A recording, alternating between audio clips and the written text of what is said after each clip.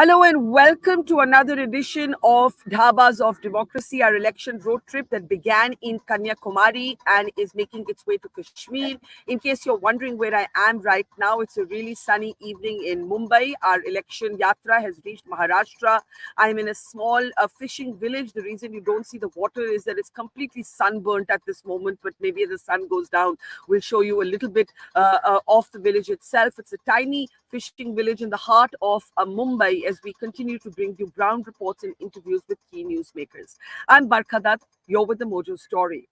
We are looking ahead at phase 3 of the elections. The Prime Minister has written a letter, in fact, to all BJP candidates, making the argument that this is no ordinary election. He has doubled and tripled down on his allegation that the Congress wants to impose both an inheritance tax and take away people's property and money and give it on priority to Muslims. The Congress and Rahul Gandhi, who has brought the constitution to election rallies, says that this is patently false. All of this war of narratives at a time when Sam Petroda's comments on inheritance tax did the Congress no favors at all. And all of this at a time when the deadline is looming for the Congress to declare its candidates from both Amethi and Rai Bareli. Jairam Ramesh has gone on record to say that the party does want Rahul Gandhi to contest in Amethi and Priyanka Gandhi to contest it from Rai Bareli.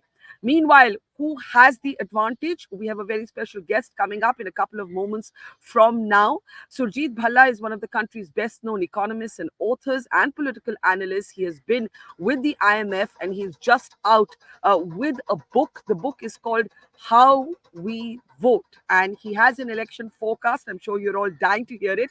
That's the copy of the book, so do pick up a copy if you haven't read it yet. It actually deconstructs the mind of the Indian voter and looks at data to tell you how we vote the way we do. Let me introduce our guest on the program today as we come to you live from Maharashtra. There's Surjit, seeing you after a long time. Dr. Surjit Bhalla, it's a pleasure to have you with us. Let me get to the main point without further ado.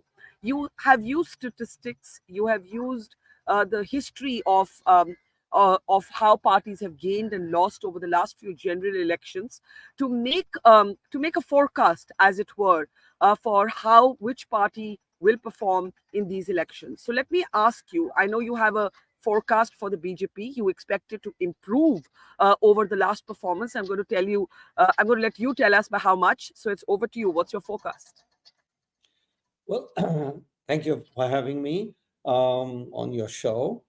The forecast is very straightforward and simple, and that is that somewhere between 330 to 350 seats is what the BJP can get on its own. So we also make a forecast for the NDA, but the book is really about the Congress and the BJP, who have been the two major. Congress has been a major player ever since 1952, and the BJP since in the last 40 years or so. That's the basic forecast. One, I think, interesting aspect, and obviously in this time, there's the alliance. And therefore, everybody is interested in, as we are, as to how the alliance will do. One major result we get on the alliance, that is that it hasn't quite worked out to the benefit of the alliance. And we point to why. If you look at... And let me clarify, by the alliance, you mean the India bloc, the opposition alliance at this point? The opposition alliance is INDIA. So, one result that we get in this book is that there are two parties that stand to gain from the alliance. And there are two parties that stand to lose from entering into an alliance. The two parties that stand to gain are the Congress and AAP. The two parties that stand to lose, in other words, holding all other things equal, if they hadn't entered into the alliance, if they have entered into the alliance, they stand to lose, and that's Mamta and there's Nitish, Bihar and West Bengal.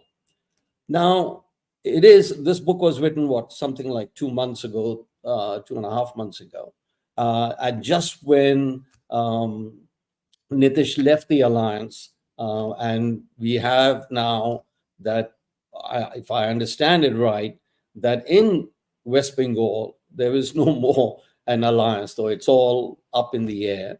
So I think that's a lesson for to be learned by the opposition, that I don't think they played their cards right in terms of setting up the alliance. There are very objective ways they could have done this.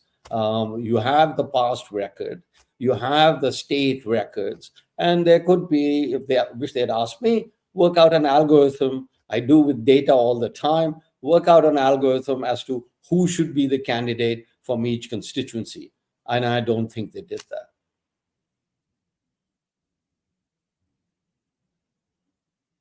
Right. And let me just jump in there and ask you.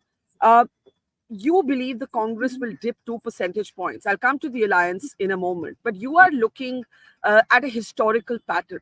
Most polls have suggested that the Congress might actually marginally improve. The polls before the elections actually began. Why do you believe that the Congress will go down 2 percentage points? Yeah. This is was a very both an interesting and a striking conclusion.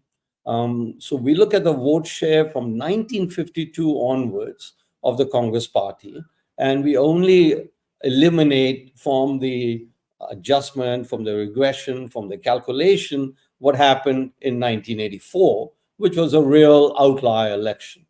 And, it was quite a revealing finding when observed it, that systematically, there's everything else is happening in the world and in India, but systematically, in a pretty pronounced fashion, the Congress is losing about 2 percentage points in every election. Actually, it's 0.4. So if the election is over 1 year, they're losing, like it was in 98, 99, they would lose 0.4%. But on aggregate, on average, they are losing 2 percentage points. And from that very simple calculation, without getting into whether they entered into an alliance or who their leader was, etc., you get the result that they'll get somewhere close to 17 percentage points in this election. So, which will keep with the trend. And as I said, it's a very pronounced trend. If you look at the book, it comes out quite robust. The other very interesting trend is for the BJP. And this suggests, and the BJP gains about 0.5, 0.6, 0.7 percentage points, depending on whether you start from 1984 or you start a bit earlier. Now, what that means is they gain that in every election, is that the third parties are going down. The Congress is losing about 2 percentage points. The BJP is gaining about 2.5, 3 percentage points. So therefore, on an average basis, the rest of the parties are losing out. So it's just a statistical. You show it right there. But I think over such a long period, with all kind of issues coming up at different times, and caste and sex and turnout, gender voting, that take that all together, these are very, very robust findings. So let me now come to what's actually happened since you wrote the book, right? You said you wrote the book 2 months ago, and this is your forecast based on trends up until now for both the Congress and the BJP. And just to repeat, you expect the BJP by itself to get anywhere between 330 to 350. You expect the Congress to fall 2 percentage points. But there's been a lot of speculation and discussion on the turnout in the first two phases. We now know officially down by just under 4% in the first phase, down by under 3% in the second phase. There has been some argument, especially by those who support the opposition, that this is not good news for the BJP. Does looking at the turnout at all change any of your forecasts? Yeah, actually, it doesn't. And if anything, and I'll explain, it's a very important question. And rumors have it that the BJP is also worried about the low turnout. Now, I wish and I hope somebody will finance this study, but let me just explain what the contents of the study is and what one has understood. Very rare, and I would hasten to add, so rare that I don't know of a single instance when a challenger wins the election with a reduced turnout.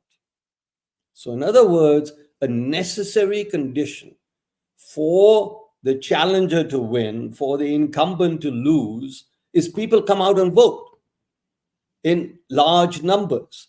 Whether you look at Turkey, whether you look at anywhere in the world, this has been. So that's why I looked at with some amusement as to the whole reading that the turnout is down. Remember, and Barkha, you've covered a lot of elections, that basically if turnout is down, you need to find out, did the BJP voter get reduced less, or did the Congress voter in this case reduce less? So that's the trade-off. It doesn't the absolute. Now what you do have when the turnout does increase, that suggests that the challenger, people came out and voted. They felt there was an issue. A further factor in this election that the opposition hasn't been able to generate too much enthusiasm. And that is reflected, I believe, we find out on June 4th who's right, but I believe that's reflected in the lower turnout. So this is, of course, we don't know for sure, but there's been some analysis, in particular in the Indian Express, suggesting that it is the Hindi-speaking states where the turnout has been lower, and therefore that suggests that it's BJP strongholds. But like I said, a lot of this is interpretative. Yeah. Again, I saw that article, and it was robustly argued. Look, one story about the turnout and in the Hindi heartland, the north, is that the BJP had a very, very large share of the vote in these states. So therefore, they can afford to lose. They can afford to lose some share of votes without losing any seats. So you will observe that their vote share has gone down in those states, and yet they are winning because their margins were very, very high in 2019. So everything is consistent. It can be the case, but there is a very reasonable explanation for why you might observe that, and you won't observe a loss in seats. Your forecast, though, for the BJP, again, 330 to 350, is also based on the study of state polls. Now, the argument could be made that this country does not always have states reflecting the central choice. And I'll tell you, in Maharashtra, where I am, probably the toughest election for pollsters because it's so fragmented. Yeah. I have met voters who like the Prime Minister, who like the BJP, but feel a certain amount of sympathy for what happened to Uddhav Thackeray. I'm not saying these are I'm not saying this is the only kind of voters I've met, but I've met this kind of voter. Modi fans feeling bad for Uddhav Thackeray, but this is a national election, and yet it's getting localized. So my question to you is, when you look at the state data to make a projection for the national sort of picture, is there a risk in doing that? Well, again, an important question, and we were very much aware. So let me explain in a minute as to how one obtains the quote unquote precise estimate of 330 to 350 seats. And it's discussed in detail in the book. Look, we don't have midterm elections. And as you know, in the US, the midterm elections are a very important signal. Not all the time, but a reasonably important signal for what will happen in the national election.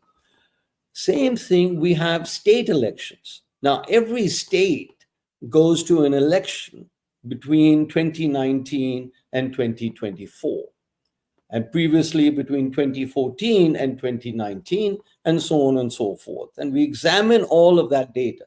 So what we get is that the average vote share of the BJP in the state elections held since 2019 increased by 5 percentage points. Now, that's how, look, as you know, I base everything on data. I mean, the byline of the book could have been "Let the data speak." So the data says, and this is obviously, it doesn't say that this time it's done so. This is a pattern, a historical pattern, statistical pattern might be a better phrase for it. And if they've done so well in the last 5 years, then it seems reasonable to assume. So we give three estimates. Okay, the BJP vote share goes up by 3 percentage points on the low end. 5 is what we get, and 5, and we also have 7. Let's say they get 7 percentage points on average aggregate basis, and that's how we get to 350. We exclude from this, because nobody knows it ex ante, whether it's going to be a wave election.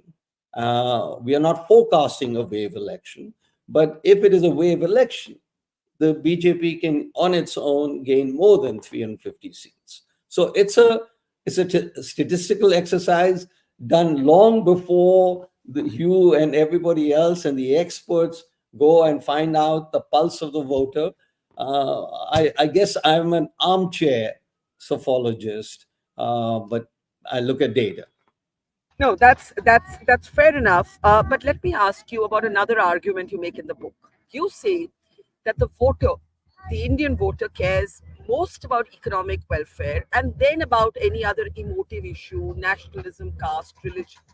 If that's the case, why do you believe at this stage in the campaign we are back to Hindu Muslim narratives?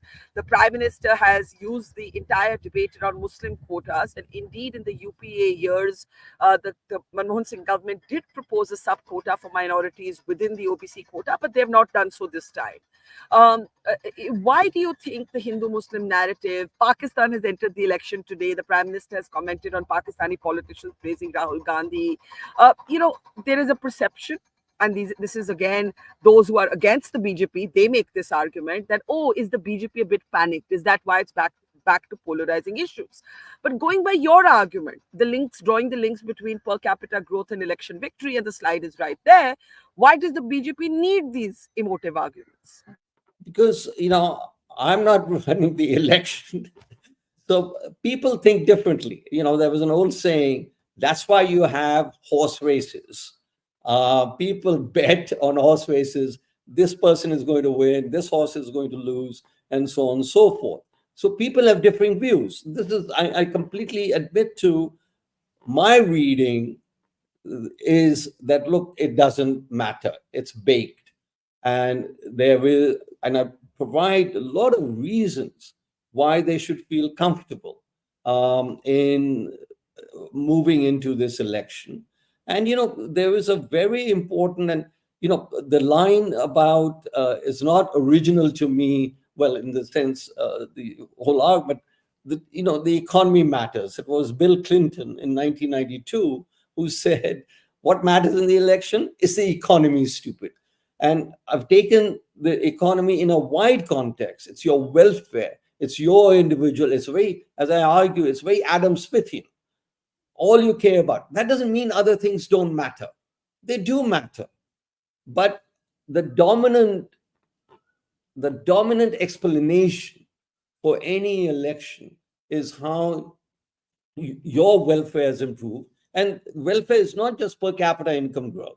It is various aspects, living standards, toilets in this case, free food, which also helps in the income, chulas, all housing. So really, that's how my welfare has improved. And it's not urban elite welfare. It is what the masses of the voters are. And I think, that's what they vote on, and that's what I think they will vote on. But, elections are always, that's why you make all those trips, etc. It's a joyous and a revealing experience for everybody. We learn so much from elections. So here am I trying to cull out a dominant trend. But look, I've got a couple of elections wrong, that. And so therefore, that's not I'm not saying that this is going to be right. I'm saying this is a high chance of being right.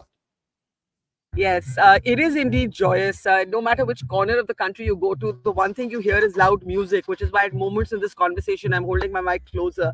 Let me ask you this. You make the argument that inequality has actually gone down in India. This runs contrary to, let's say, the World Inequality Report led by Thomas Piketty and others who say that inequality is at a 100-year high, that India is more unequal today than it was in the British Raj, right? For people like myself who are not economists, we're reading all of these contradictory things, what you're saying, what they're saying, and are utterly confused. I'll couple this with the CSDS survey before the elections that found that voters put unemployment and price rise at their top of the mind issues. So go Yeah. ahead, where does that fit in with the argument you make about declining inequality? Okay. So let me first, the easy answer to unemployment and price rise is that, and I mentioned this, there is not one survey done in India which does not say that price rise is a problem. Whether the price rise was 1% or 5%, I myself have done surveys back in the 80s. Okay. There's not a single survey that does that.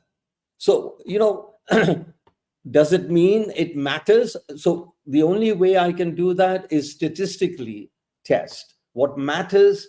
And we do present in detail how just the simple per capita income growth explains 10 of the last 14 elections. Just a very simple, no caste in there, nothing in there, and no details about per capita, whose income growth, which state went or not. So it is, it's a very, I think, lazy, and having been a pollster, it is a very lazy conclusion to come to that unemployment matters and that price rise matters. On unemployment, here's the interesting story. If you look at the data for India from 1983 onwards, after the age of 29, the unemployment rate in India is about 1%. Over the last 45 years, including in the data that we get for the last 5 years. So there is an unemployment problem amongst the youth. And, many point out, oh, there was a government job being advertised and 50,000 people applied for one job, okay, whatever the ratio might be. The people are always looking for a better job, and the government job is one of the cushiest jobs, not just in India but in the world. And I think there has to be a time when we take a look at how cushy a government job is. But be that as it may, so you will get people applying. That's not evidence. The evidence is, now take unemployment, even youth unemployment that is from ages 18 to 29, in 2019, there was, I think, something like 14% unemployment rate in 19, and today it's 10%. Again, the delta, what I keep emphasizing, the change for the voter is that today is a better labor market. It's not the best. There is unemployment amongst the youth, but the change is very, very positive. So therefore, that is what I include, that the economy is getting better, your individual welfare is improving, etc. But yet, Surjit, you've had people, young men, go to Israel, war-torn Israel for jobs. You've had them go to Russia and then end up being caught up in the war there, being duped for other reasons. So people look at these sort of instances as anecdotal examples of how bad things might be for young people on the ground. You don't agree with that? No, absolutely. And that's the worst example. Mercenaries have been there forever and seeking a better life.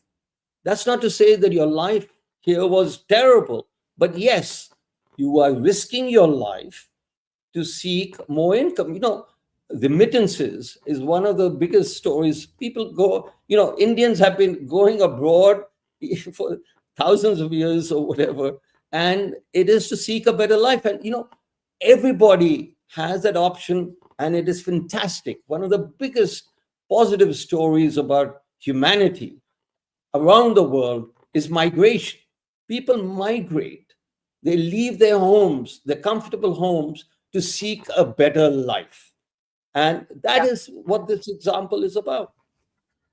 I'll share something with you. Admittedly, I've traveled through peninsular India, not through North India yet, and reached Maharashtra. And a lot of Modi fans that I met, people who are going to vote the BJP, when I would ask them what was the one reason, they would interestingly say India's place in the world.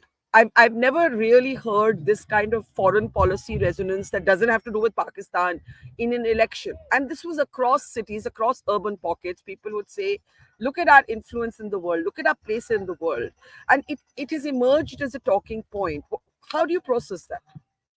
No, this is a very important finding, revelation, etc. I must say, I wasn't surprised, but I also had never witnessed it in Indian elections before, and I don't think it was on the questionnaire of most opinion surveys done prior to 2024. And I think we are an aspiring, when your incomes begin to increase in the aggregate along with your standing in the world. So this actually proves my fundamental thesis not wrong, but this is the 30% that people will vote for even if their welfare hasn't improved, but they feel that we have a better standing. We attach value to that, we attach utility to that around the world, mind you. Only now, because previously Indians never had a chance to say we have arrived. And I don't think we have arrived. Until we are a developed country, we haven't arrived. But we are well on the path going there. And that is what is being reflected in this sentiment. And it's an important change from before in India. And I imagine this is the same for other countries. And, India, the only other country of comparable size is obviously China. They don't have a democracy there. So it's very hard to tell. But I think this is a sentiment. And as part of globalization, really, if you will, this is really part of globalization, that we are all attuned to how our standing is in the international sphere. Let's talk But for about the first and yeah. foremost is your welfare. This also helps. Of course, I think welfare you identify as the number one factor. Let's talk about the opposition. You have argued in your book that the Congress will come down, according to you, looking at trends of the last few elections, drop down 2 percentage points. At the time we're talking to you, the deadline for the nominations in Amethi and Raebareli expires tomorrow. We still do not have a formal announcement. We have speculation that both the Gandhi siblings will be contesting, but no formal announcement. It's gone down to the wire. How do you see what's happening with the Congress party? It's historically in other countries also, and I point to why nobody has won 3 elections in a row except Nehru back. And around the world, parties don't last. I mean, the Congress party having lasted for so long is a record in itself. Somebody should do a study in that. And, the records get broken. And I think when I was born on Independence Day in 1948, so I grew up with a new independent India. And, it is, then the Congress was the only party anybody knew for most of the time period. And then after that, they should look into the mirror and find out why they systematically lost their vote share. They are not, the, look, the interesting thing about the Congress party is that Rajiv Gandhi started very minutely to bring about economic reforms. So the Congress wasted the first 50 years of its tenure. And that's telling. That's why they lost. Systematically, they wasted it.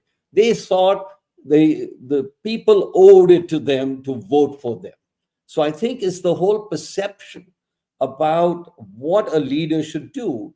And I don't think the Congress, and and Narasimha Rao, the way you've written about it, talked about it, the way he was treated by the Congress party, and even Manmohan Singh, I think, hasn't got his due. In 2009, he did more for the Congress vote share and seats than anybody, and yet he was relegated. Remember the famous tearing up of the ordinance by Rahul Gandhi back in 2013. So I think, you know, it's feudal. If I were to use a term for the Congress party, they're living in the feudal past.